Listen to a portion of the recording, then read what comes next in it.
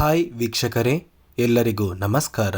ನೋಡಿ, ಗೃಹಲಕ್ಷ್ಮಿ ಯೋಜನೆಯ 15ನೇ ಕಂತಿನ ಹಣ ಸರ್ಕಾರದಿಂದ ಪ್ರತಿಯೊಂದು ಫಲಾನುಭವಿಗಳ ಬ್ಯಾಂಕ್ ಖಾತೆಗೆ ಬಿಡುಗಡೆ ಮಾಡಿದ್ದಾರೆ.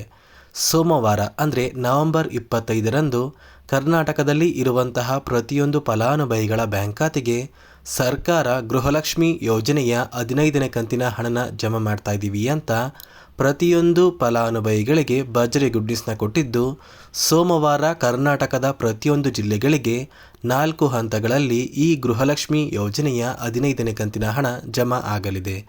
ಸರ್ಕಾರದಿಂದ ಯಾವ ಜಿಲ್ಲೆಗಳಿಗೆ ಹಣ ಜಮಾ ಆಗ್ತಾ ಇದೆ ಅಂತ ನಾನು ನಿಮಗೆ ಈ ಒಂದು ವಿಡಿಯೋದಲ್ಲಿ ಸಂಪೂರ್ಣವಾಗಿ ಮಾಹಿತಿನ ಕೊಡ್ತಾ ಇದ್ದೀನಿ. ಅದೇ ರೀತಿ ಪ್ರತಿಯೊಂದು ಫಲಾನುಭವಿಗಳಿಗೆ ಮುಖ್ಯವಾದ ಮಾಹಿತಿ ಕೂಡ ಇದೆ. ಅದಕ್ಕಿಂತ ಮೊದಲು ನೋಡಿ ಸ್ನೇಹಿತರೆ, ನೀವೇನಾದ್ರೂ ಇನ್ನೂ ಕೂಡ ನನ್ನ ಚಾನಲ್ನ ಸಬ್ಸ್ಕ್ರೈಬ್ ಆಗಿಲ್ಲ ಅಂದರೆ ದಯವಿಟ್ಟು ಪ್ರತಿಯೊಬ್ಬರೂ ಚಾನಲ್ನ ಸಬ್ಸ್ಕ್ರೈಬ್ ಮಾಡ್ಕೊಳ್ಳಿ, ಹಾಗೆ ವಿಡಿಯೋಗೆ ಒಂದು ಲೈಕ್ನ ಕೊಡಿ. ಹೌದು ಸ್ನೇಹಿತರೆ, ಗೃಹಲಕ್ಷ್ಮಿ ಯೋಜನೆಯ 15ನೇ ಕಂತಿನ ಹಣಕ್ಕಾಗಿ ಸಾಕಷ್ಟು ಫಲಾನುಭವಿಗಳು ಪ್ರತಿನಿತ್ಯವೂ ಕೂಡ ವೆಯ್ಟ್ ಮಾಡ್ತಾ ಇದ್ರಿ.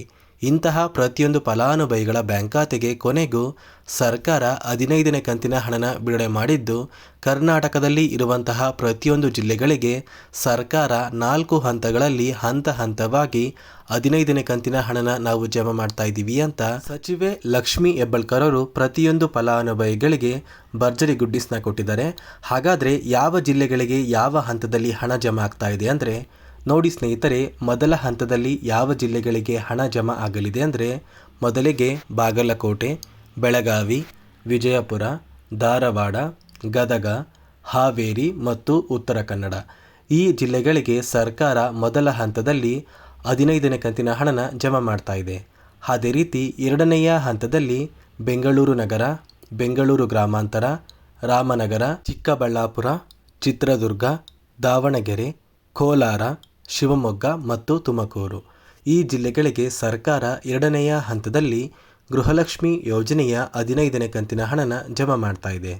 ಅದೇ ರೀತಿ ಮೂರನೆಯ ಹಂತದಲ್ಲಿ ಬಳ್ಳಾರಿ, ಬೀದರ್, ಕಲಬುರಗಿ, ಕೊಪ್ಪಳ, ರಾಯಚೂರು, ಯಾದಗಿರಿ ಮತ್ತು ವಿಜಯನಗರ ಈ ಜಿಲ್ಲೆಗಳಿಗೆ ಮೂರನೆಯ ಹಂತದಲ್ಲಿ ಗೃಹಲಕ್ಷ್ಮಿ ಯೋಜನೆಯ 15ನೇ ಕಂತಿನ ಹಣ ಸೋಮವಾರ ಅಂದರೆ ನವೆಂಬರ್ 25ರಿಂದ ಜಮಾ ಆಗಲಿದೆ.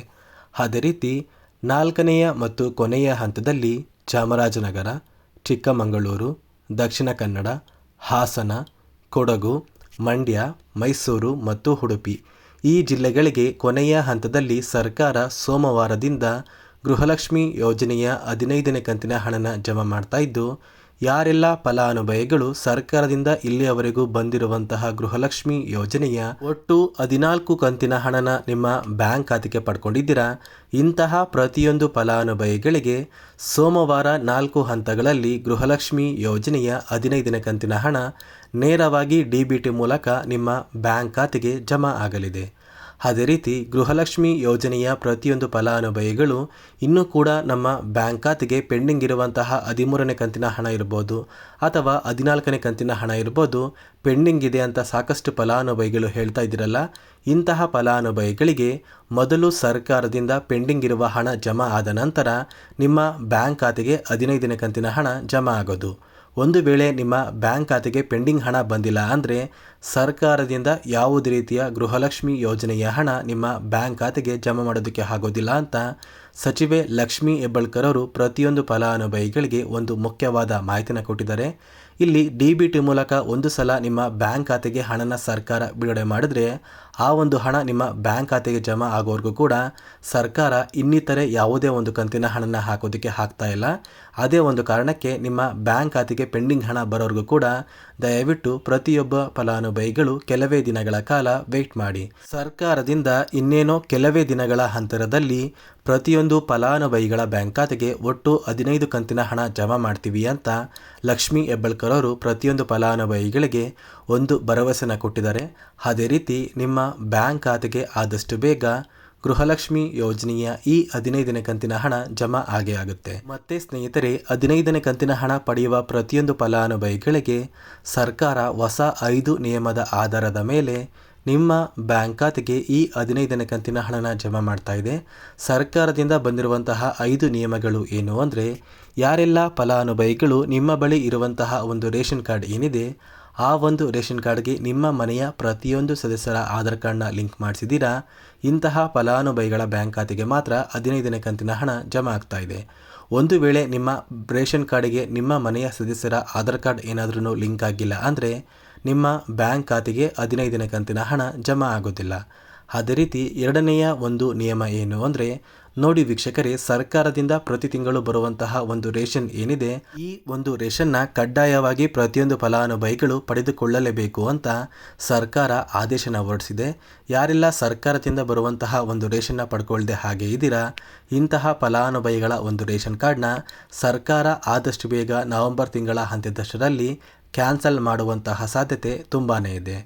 ಅದೇ ರೀತಿ ಮೂರನೆಯ ಒಂದು ನಿಯಮ ಬಂದು, ಸಾಕಷ್ಟು ಫಲಾನುಭವಿಗಳು ಹೊಂದಿರುವಂತಹ ಒಂದು ಆಧಾರ್ ಕಾರ್ಡ್ ಏನಾಗಿದೆ, ಆ ಒಂದು ಆಧಾರ್ ಕಾರ್ಡ್ನ ಕಳೆದ 15 ವರ್ಷಗಳಲ್ಲಿ ಯಾವುದೇ ರೀತಿಯ ಒಂದು ತಿದ್ದುಪಡಿ ಅಥವಾ ಯಾವುದೇ ರೀತಿಯ ಒಂದು ಅಪ್ಡೇಟ್ನ ಮಾಡಿಸಿಲ್ಲ ಅಂತ ಸರ್ಕಾರ ಒಂದು ಮುಖ್ಯವಾದ ಮಾಹಿತಿನ ಕೊಟ್ಟಿದೆ. ಆದಷ್ಟು ಬೇಗ ನಿಮ್ಮ ಊರಿಗೆ ಹತ್ತಿರವಿರುವ ಪ್ರತಿಯೊಂದು ಆಧಾರ್ ಸೇವಾ ಕೇಂದ್ರದಲ್ಲಿ ನಿಮ್ಮ ಒಂದು ಆಧಾರ್ ಕಾರ್ಡ್ನ ಅಪ್ಡೇಟ್ ಮಾಡಿಸಿ ಅಂತ ಪ್ರತಿಯೊಂದು ಫಲಾನುಭವಿಗಳಿಗೆ ತಿಳಿಸ್ಕೊಡ್ತಾ ಇದ್ದೀನಿ. ಮತ್ತು ವೀಕ್ಷಕರೇ, ಗೃಹಲಕ್ಷ್ಮಿ ಯೋಜನೆಯಲ್ಲಿ ಬಂದಿರುವಂತಹ ಮತ್ತೊಂದು ನಿಯಮ ಏನು ಅಂದರೆ, ಸರ್ಕಾರಕ್ಕೆ ಯಾರೆಲ್ಲ ತೆರಿಗೆನ ಕಟ್ತಾ ಇದ್ದೀರಾ, ಅಂದರೆ ಸರ್ಕಾರಕ್ಕೆ ಟ್ಯಾಕ್ಸ್ನ ನೀವು ಏನಾದ್ರೂ ಪೇ ಮಾಡ್ತಾ ಇದ್ರೆ, ಇಂತಹ ಫಲಾನುಭವಿಗಳಿಗೆ ಸರ್ಕಾರ ಗೃಹಲಕ್ಷ್ಮಿ ಯೋಜನೆಯ ಹಣನ ಜಮಾ ಮಾಡೋದಕ್ಕೆ ಆಗೋದಿಲ್ಲ ಅಂತ ಸರ್ಕಾರ ಹೊಸ ಮಾಹಿತಿನ ಕೊಟ್ಟಿದ್ದು, ಈ ಒಂದು ನಿಯಮದ ಆಧಾರದ ಮೇಲೆ ನಿಮ್ಮ ಬ್ಯಾಂಕ್ ಖಾತೆಗೆ ಹಣ ಜಮಾ ಆಗಲಿದೆ. ಒಂದು ವೇಳೆ ನೀವು ಈ ಒಂದು ನಿಯಮಗಳನ್ನ ಫಾಲೋ ಮಾಡಿಲ್ಲ ಅಂದರೆ ನಿಮ್ಮ ಬ್ಯಾಂಕ್ ಖಾತೆಗೆ ಹಣ ಜಮಾ ಆಗೋದಿಲ್ಲ ಅಂತ ಹೇಳ್ತಾ, ಸೋಮವಾರದಿಂದ ಪ್ರತಿಯೊಂದು ಫಲಾನುಭವಿಗಳಿಗೆ ನವೆಂಬರ್ 25ರಂದು ಗೃಹಲಕ್ಷ್ಮಿ ಯೋಜನೆಯ 15ನೇ ಕಂತಿನ ಹಣ ಜಮಾ ಆಗ್ತಾ ಇದೆ ಅಂತ ಹೇಳ್ತಾ, ಇದಿಷ್ಟು ಗೃಹಲಕ್ಷ್ಮಿ ಯೋಜನೆ ಕುರಿತು ಸರ್ಕಾರದಿಂದ ಬಂದಿರುವಂತಹ ಮಾಹಿತಿಯಾಗಿದೆ. ದಯವಿಟ್ಟು ಪ್ರತಿಯೊಬ್ಬರೂ ನನ್ನ ಚಾನಲ್ನ ಸಬ್ಸ್ಕ್ರೈಬ್ ಮಾಡ್ಕೊಳ್ಳಿ, ಹಾಗೆ ವಿಡಿಯೋಗೆ ಒಂದು ಲೈಕ್ನ ಕೊಡಿ.